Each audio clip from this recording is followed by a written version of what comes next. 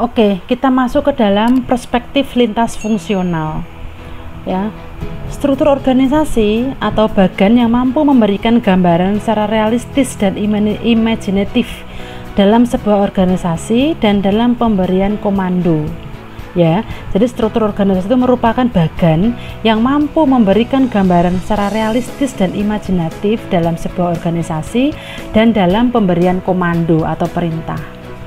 Ada 4 jenis struktur organisasi. Ya, yang pertama adalah struktur lini, yang kedua adalah struktur organisasi fungsional, yang ketiga adalah struktur organisasi lini dan staf, dan yang keempat adalah struktur organisasi lini dan fungsional. Kita masuk ke satu persatu, kita akan kupas. Pegawai fungsi garis atau lini. Ya, pegawai fungsi garis atau lini. Itu apa sih sebenarnya? Para pejabat atau pegawai yang mempunyai tugas yang langsung berhubungan dengan pencapaian tujuan atau laba perusahaan. Misalnya, bagian penjualan berfungsi menjual produk, bahkan produksi berfungsi membuat produk untuk dijual dan sebagainya. Atau pemberian tugas dari atas ke bawah, dari pimpinan ke bawahannya langsung. Ya. Jadi kalau kalian ingin mengetahui dari berbagai lintas fungsi tadi ada 4 itu ya. Yang pertama kita adalah pegawai fungsi garis atau lini. Ya, itu berarti pemberian tugas atau komando itu dari atasan ke bawahan. Ya. Ada kelebihan dari pegawai fungsi garis atau lini ini. Yang pertama adalah relasi antara atasan dan bawahan lebih akrab. Ya, yang kedua, nilai kekeluargaannya tinggi. Yang ketiga, pengambilan keputusan cepat karena bersumber dari atasan. Yang keempat adalah dedikasi dan loyalitas tinggi serta para anggota saling mengerti. Selain kelebihan juga ada kekurangannya. Kekurangannya apa? Pemilik modal adalah pemimpin, maka lebih cenderung otoratik. Yang kedua, pengembangan karier dan pendidikan karyawan terlambat. Yang ketiga, kepentingan pimpinan dengan organisasi tercampur. Yang keempat, karyawan sangat kaku sebab dependen pada satu orang. Yang kelima adalah seseorang karyawan tidak mempunyai peluang yang sama sekali menjadi top manager. Biasanya untuk pegawai fungsi lini atau garis ini untuk perusahaan-perusahaan yang notabene perusahaan keluarga ya. Jadi atasan langsung membawai bawahannya gitu. Dan pimpinan ini itu sebagai pemilik juga. Jadi direktur tuh sama juga dengan pemiliknya yang punya usaha seperti itu. Jadi memang di situ ada kelebihan dan ada kekurangan pastinya gitu, karena biasanya memang perusahaan-perusahaan yang notabene masih perusahaan keluarga ya. Jadi kalau kelebihannya ya itu gitu ya. Jadi antara atasan dan bawahan tuh saling erat hubungannya karena setiap hari langsung berinteraksi. Tapi kalau kekurangannya yaitu bawahan tidak bisa menjadi top gitu, tidak bisa menjadi top manager gitu ya, karena memang langsung dibawahi oleh pemiliknya sendiri. Pemimpin langsung terjun sebagai pimpinan perusahaan, atau urusan-urusan atau kepentingan-kepentingan dari pemilik itu tuh jadi dijadikan satu, campur aduk dengan perusahaan. Itu hal yang umum itu seperti itu ya. Kita sering menjumpai di dalam perusahaan-perusahaan yang notabene masih bertumpu pada perusahaan keluarga gitu ya, dimana perusahaan pemilik itu masuk menjadi pimpinan perusahaan. Nah, di sini adalah ini adalah contoh dari bagan organisasinya atau struktur organisasinya. Jadi direktur atau pemilik ya atau owner gitu ya, itu langsung membawai bawahannya. Misal di sini bawahannya ada nama ini, nama ini, nama ini, nama ini, nama ini gitu ya. Seperti itu. Bahkan misal nih di sini ada nama Abi gitu ya. Di sini Abi misalnya di bagian keuangan. Ya dia kadang juga bisa bekerja di departemen lain kayak gitu. Ya. Karena memang kalau di dalam perusahaan istilahnya perusahaan keluarga gitu ya, itu biasanya penunjukannya tuh per masing-masing orang kayak gitu ya, tidak terstruktur secara rinci ya. Jadi per masing-masing bawahan ya. Makanya biasanya karyawan-karyawan yang bekerja pada perusahaan seperti ini biasanya malah menurut Bu Tio tuh mempunyai kemampuan yang complicated ya, karena pinter di bidang ini juga pinter di bidang ini gitu ya. Terkadang bagian mengurus keuangan juga diminta untuk nyetok barang kayak gitu ya. Jadi ada terjadi apa namanya ganda dalam pekerjaannya gitu. Jadi bahkan satu orang bisa mampu menguasai beberapa bidang pekerjaan yang lain, yaitu salah satu kelebihannya. Jadi skemanya adalah seperti ini. Jadi dari atasan, owner, direktur, pemilik itu langsung menunjuk kepada bawahnya, lurus gitu ya. Sedangkan yang kedua ini adalah pegawai fungsi staf. Kalau tadi adalah lini atau garis, sekarang adalah fungsi staf. Pegawai fungsi staf adalah pegawai yang mempunyai tugas tidak langsung dalam pencapaian tujuan perusahaan. Mereka lebih menekankan tugas yang berhubungan dengan pemberian jasa, konsultasi, dan informasi kepada karyawan pada fungsi garis, atau pemberian pelimpahan tugas kepada pejabat yang menjadi manajer bagian di bawahnya dalam satu bagian kerja atau satuan kerja tertentu. Ya. Jadi kalau fungsi staf ini lebih detail lagi ya. Nanti untuk bagiannya nanti Bu Tio akan perlihatkan gitu ya. Kalau tadi fungsi garis itu adalah dari pemimpin langsung ke bawahnya, tapi nanti kalau dari fungsi staf ini adalah per masing-masing per departemen tuh masing-masing ada satuannya gitu ya. Nah, di sini ada kelebihannya apa? Seluruh karyawan memiliki atasan bagian ya, sehingga pekerjaan jelas. Yang kedua, pembiayaan dan penggunaannya lebih terkontrol karena per masing-masing departemenisasi. Yang ketiga, adanya spesialisasi kerja sesuai keahlian. Yang keempat, adanya spesialisasi pekerjaan sesuai keahlian. Ini double pengetikan ya. Yang keempat berarti moral serta disiplin kerja sangat tinggi karena pengawasan ketat. Dan yang kelima adalah solidaritas karyawan tinggi. Jadi ada 5 di sini ya untuk kelebihannya. Ya. Kemudian untuk kekurangannya, yang pertama, jalur koordinasi kaku. Yang kedua, inisiatif atau kreativitas perseorangan terbatas karena fungsional.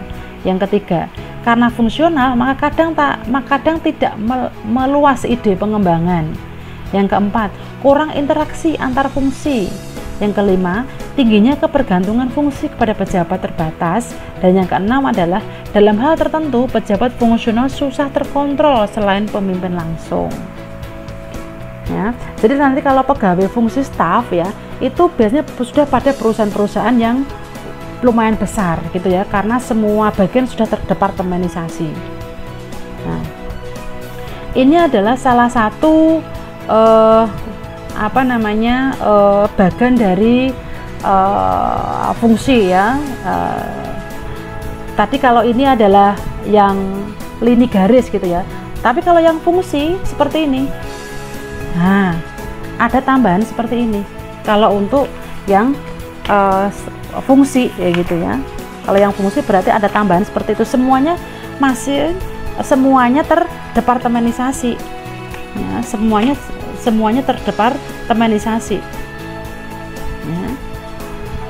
Kalau tadi adalah yang pertama tadi adalah langsung menuju ke bawah, tapi kalau ini langsung terdepartemenisasi ya, dari direktur, di bawahnya ada manajer di bawahnya ada SPV di bawahnya ada staff ya. Bu Tio, bisa nggak Bu Tio staf produksi ini langsung ke direktur?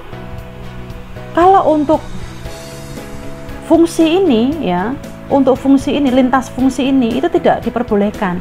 Jadi staf produksi itu hanya bisa memberikan bertanggung jawab kepada SPV nanti bertanggung jawab kepada manajer langsung bertanggung jawab kepada direktur.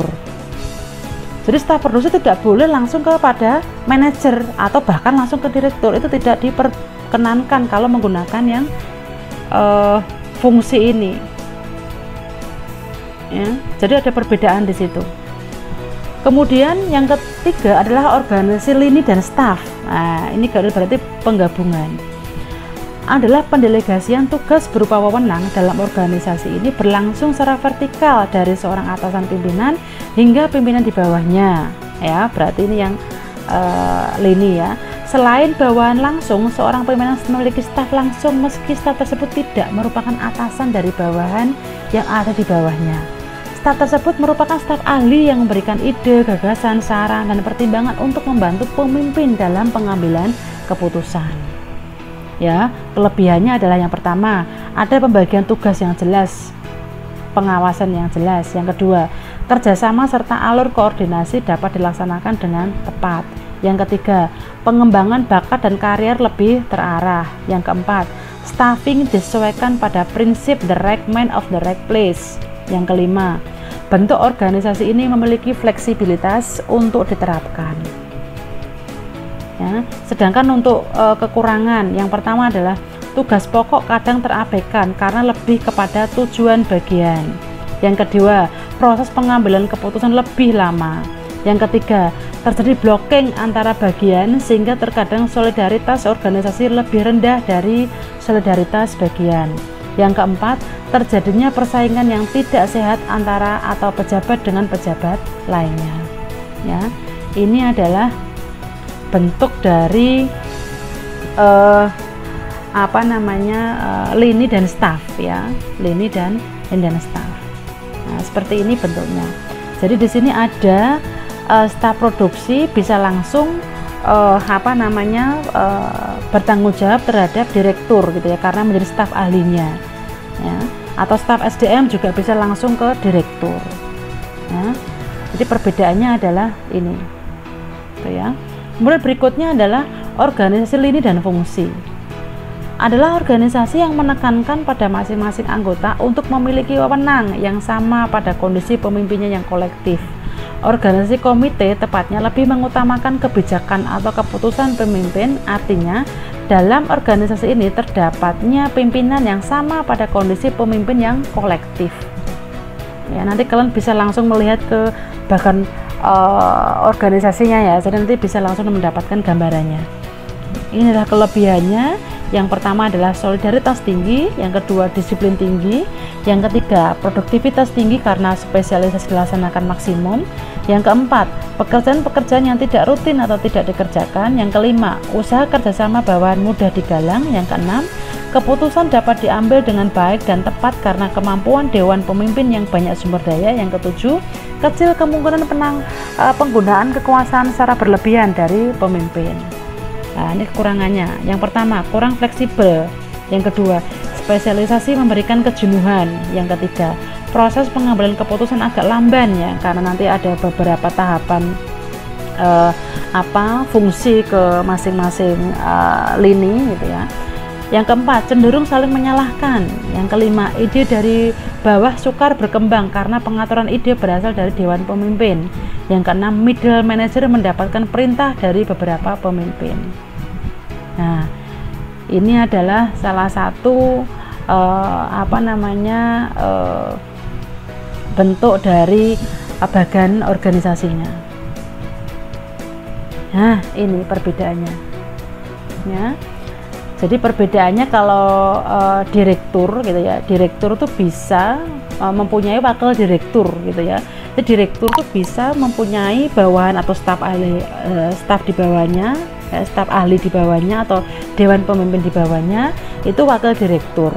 Ya. Kemudian wakil direktur ini juga bisa mempunyai ahli di staf pemasaran. Jadi staf pemasaran itu selain dia bertanggung jawab kepada SPV atasnya, dia juga bisa langsung menjadi tenaga ahli oleh wakil direktur. Ya. Nah, sama dengan staf keuangan di sini, staf keuangan juga bisa menjadi staf ahlinya dari auditor, tim audit perusahaan. Atau staf produksi itu juga bisa langsung masuk ke staf ahlinya di direktur. Ya, jadi bisa seperti itu.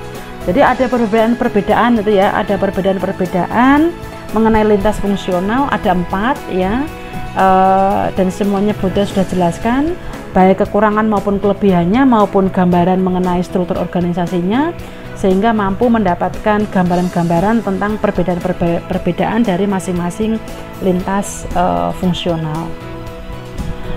Oke, begitu materi tentang yang pertama gitu ya, materi yang pertama semoga bermanfaat dan tolong untuk dipelajari lebih lanjut, karena nanti ada pertanyaan-pertanyaan maupun soal-soal yang nantinya akan bisa dijawab oleh mahasiswa yang mengambil mata kuliah ini. Jangan lupa di like, comment, and subscribe, dan kemudian disebarkan ke teman-teman yang lain sehingga konten ini mampu memberikan manfaat buat sesama.